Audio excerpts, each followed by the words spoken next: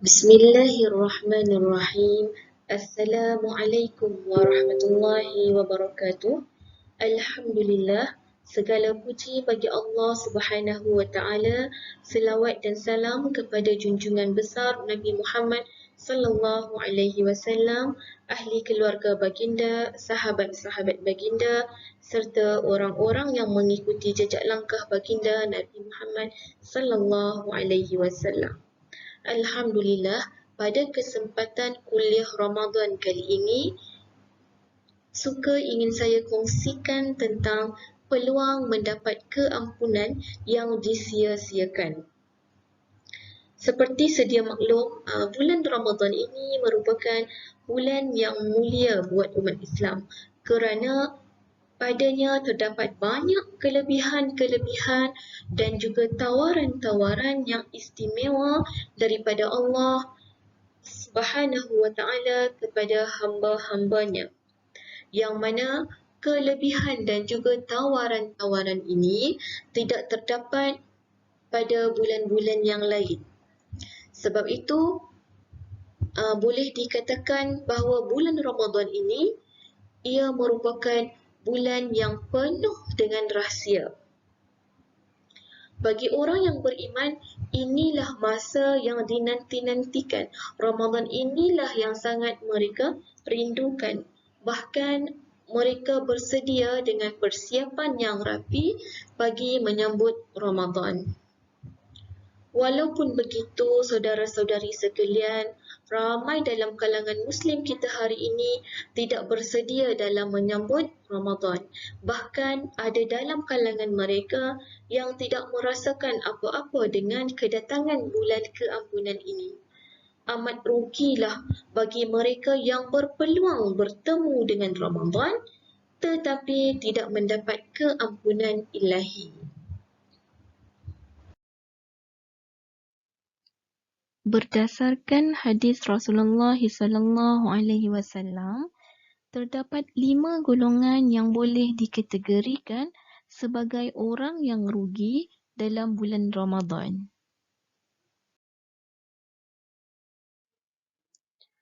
Golongan yang pertama iaitu orang bangun sahur tetapi tidak solat 2 rakaat. Kenapa kita katakan golongan ini merupakan golongan yang rugi? Ini kerana di antara waktu yang paling mustajab untuk seseorang itu berdoa adalah di penghujung sepertiga malam yang terakhir. Seperti mana sabda Rasulullah SAW, sesungguhnya Allah turun ke langit dunia setiap malam pada 1/3 bahagian malam yang terakhir. Lalu Allah bertanya, siapa yang berdoa kepadaku, nescaya aku kabulkan. Siapa yang meminta kepadaku, nescaya aku perkenankan. Siapa yang meminta ampun kepadaku, sudah tentu aku ampunkan. Demikianlah keadaannya sehingga terbit fajar.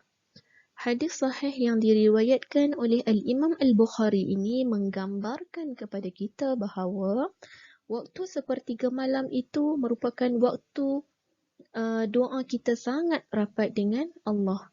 Namun malangnya saudara-saudari sekalian, ramai di antara kita yang hanya sekadar bangun bersahur sahaja dan tidak mengambil kesempatan ini untuk menunaikan solat 2 rakaat. Golongan yang kedua iaitu golongan orang yang tidak bersahur. Orang kedua yang berada dalam keadaan kerugian dalam bulan Ramadan ini adalah orang yang tidak bersahur. Ini kerana waktu sahur itu merupakan waktu yang mengandungi keberkatan. Bahkan Rasulullah SAW sendiri memerintahkan kepada kita agar jangan meninggalkan sahur.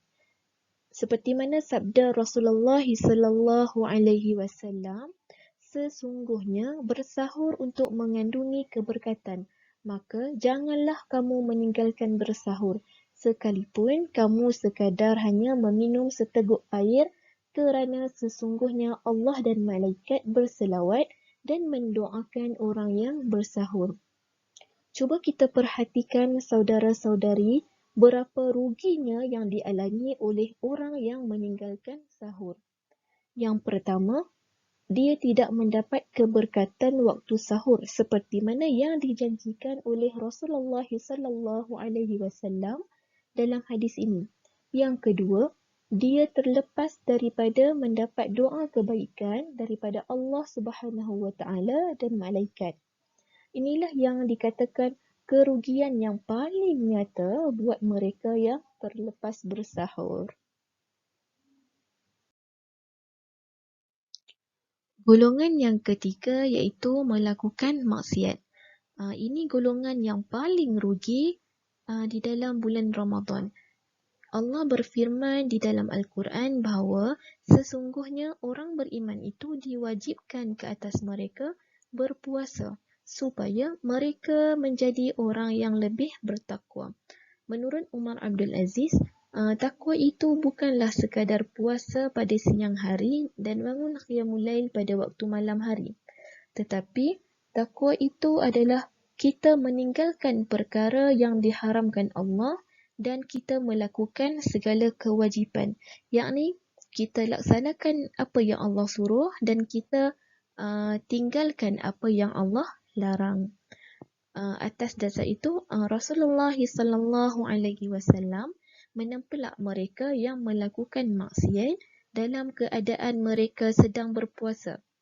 Seperti mana sabda Rasulullah sallallahu alaihi wasallam, barang siapa yang tidak meninggalkan kata dusta dan beramal dengannya, maka Allah tidak memerlukan dia meninggalkan makan dan minumnya.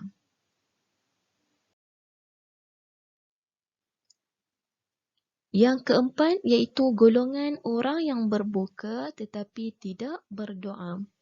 Saudara-saudari sekalian, ramai dalam kalangan kita hari ini yang terkadang menghabiskan masa di hadapan televisyen sementara kita menunggu waktu untuk berbuka puasa.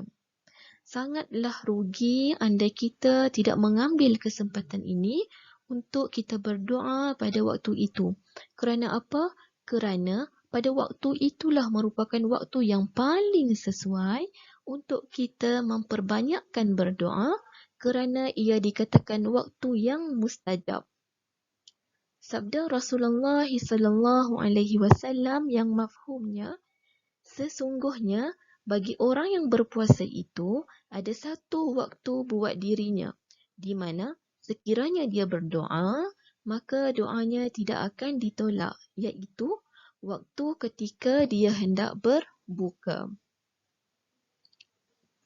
Dalam hadis yang diriwayatkan oleh Al-Imam Al-Tirmizi pula, Rasulullah sallallahu alaihi wasallam menjelaskan terdapat 3 kumpulan yang mana doa mereka tidak akan ditolak, iaitu yang pertama, pemimpin yang adil. Yang kedua, orang yang berpuasa ketika dia hendak berbuka. Dan yang ketiga iaitu orang yang dizalimi. Ketiga-tiga kumpulan manusia ini mempunyai kedudukan yang istimewa di sisi Allah Subhanahu wa taala. Andai kata mereka berdoa, sudah pasti Allah akan mengkabulkan doanya. Alangkah ruginya saudara-saudari sekalian, mereka yang tidak berdoa ketika hendak berbuka puasa.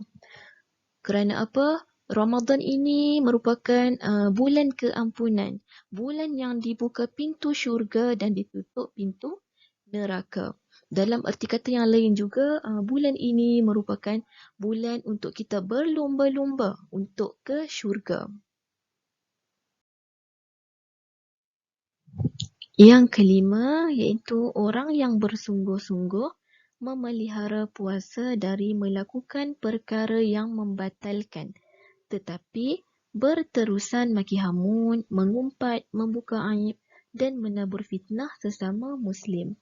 Sabda Rasulullah sallallahu alaihi wasallam yang bermaksud, berapa ramai orang yang berpuasa akan tetapi ia tidak mendapat apa-apa daripada puasanya itu, kecuali dia hanya rasa lapar dan dahaga sahaja.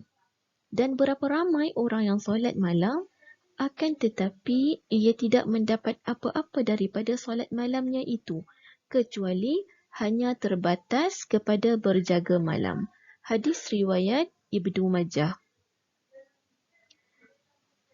Saudara-saudari sekalian, oleh itu, marilah sama-sama kita bermuhasabah diri dan menggunakan kesempatan di bulan Ramadan yang mulia ini untuk kita memperbaiki diri kita dan meningkatkan amal hingga menjadi insan yang beriman dan bertakwa dengan mendapat keampunan di sisi Allah Subhanahu wa Ta'ala.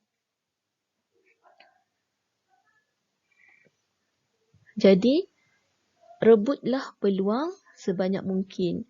Janganlah kita tergolong dalam golongan orang yang rugi seperti yang pernah disebutkan oleh baginda Nabi Muhammad sallallahu alaihi wasallam. Sekian itu saja daripada saya. Wabillahi taufiq wal hidayah. Wassalamualaikum warahmatullahi wabarakatuh.